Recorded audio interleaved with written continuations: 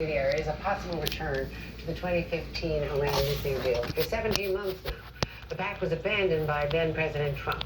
Now the European Union has presented what it is calling the final proposal that was accepted by negotiators on all sides, but it has to be accepted by one man, the Ayatollah, and the rest of the Iranian regime.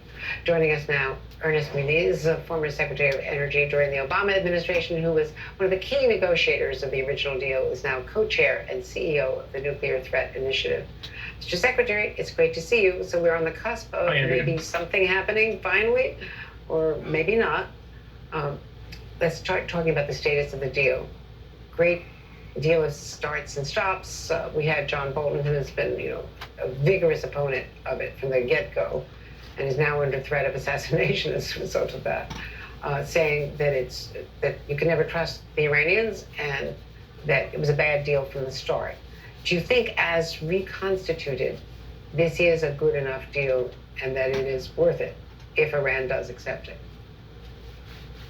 Well, Andrea, of course, I've not seen the actual text that the EU tabled, but what I understand certainly is that we are probably closer to a possible resumption of the agreement than we thought was the case. That's, again, as you've said, there's no guarantee that we'll get across the finish line. But let me say very clearly, and John Bolton and I obviously have different views on this, that I think the agreement was very much in our interest.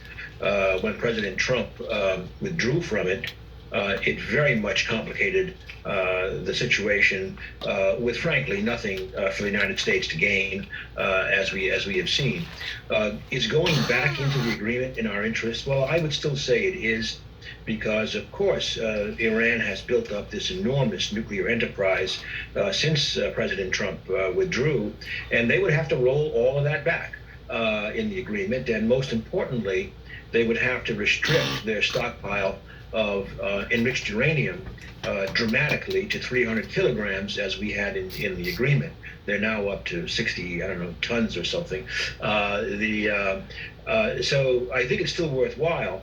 But we have to keep in mind that the original intent back in 2015 was always that the JCPOA, the Iran nuclear deal, was a stepping stone to then build up over years much more pressure and ideally success in addressing our other problems of regional interference and missiles and human rights records.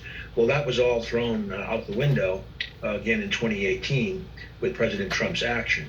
Now, today, as I understand it, the real big hang-up now is whether Iran will agree to work with the IAEA, the International Nuclear Inspectors, to allow resolution of the uranium particles that have been found in Iran in places where they did not declare it. That's an issue for them and the IAEA. I want to emphasize, we have always treated the IAEA as an independent agency, and they are the ones who must set the terms of resolution with Iran. Iran has always insisted upon reinventing history. Our interest in 2015, and I think our interest today, is not revisiting that past. We know what they did in the past. The issue is making sure that all nuclear materials are in safeguarded condition under the eye of the international inspectors. Now, on a different subject, you have to be familiar, of course, with Zaporizhzhia, the largest nuclear power plant in all of Europe. It was shelled again today. Both Ukraine and Russia blaming each other. The State Department calling again on Russia not to have forces there in this nuclear power plant. What are your concerns? Because the inspectors, according to the IAEA, again, have not been able to have eyes on. They don't know what is happening inside. And there are all sorts of questions about the security and safety as it's being used as a fortress by the Russians. Yes. This is a very, very dangerous situation.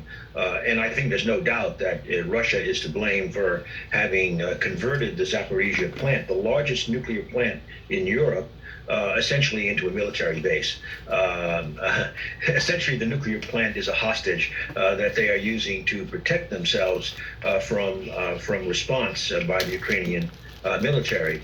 We have long ago, when the Ukraine incursion by Russia started. In other words, it's like standing in behind a woman or standing in behind children, knowing that if the Ukrainians shoot, they're not only going to get the perpetrators that they're after, but they're also going to kill possibly, hundreds, if not thousands of lives pertaining to the uranium that will sift from that area, that will even cause that much more distress and pollution in that area, that will contaminate that area even more. You keep in mind, whenever the first deal happened over in Russia, that displaced about 3 million people. I don't know if people know that or not, but that was a big deal back then. And of course, if this thing blows up, it's going to be another big deal, because it will contaminate everything around it. Back in February, very early on, we emphasized that this was a new situation of having a country with a very large nuclear infrastructure in a war zone. And unfortunately, and we proposed many things that had to be done through international agreement and norms to resolve the situation. Unfortunately, Russia has chosen to make it worse. And one thing which is not pointed out, in my view, at least I haven't heard pointed out, is that Russia has and still aspires to be one of the major nuclear suppliers to a growing nuclear power industry globally, especially as nuclear power expands to address climate change issues. Well, if Russia ends up, frankly, being the cause of a significant nuclear accident, that aspiration you may as well toss out the window, because it will have an enormous chilling effect on the role that nuclear power can play in addressing climate.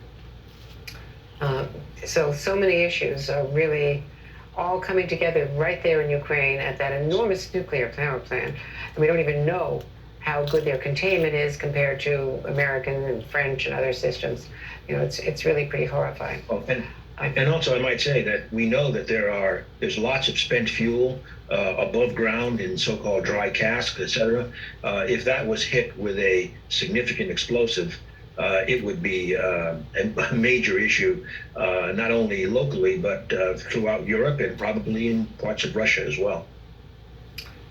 Ernest Moniz, it's very good to see you. Thank you for all of your expertise, you, the former Energy Secretary. And the war zone chef. How do you feed hundreds of thousands of people in the middle of a war zone?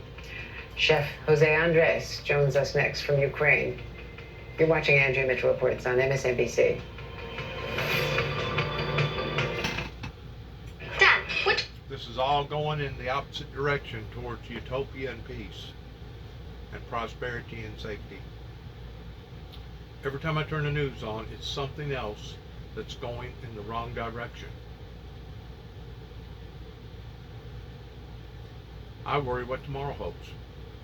I worry what's going to happen to America. May heaven help us all.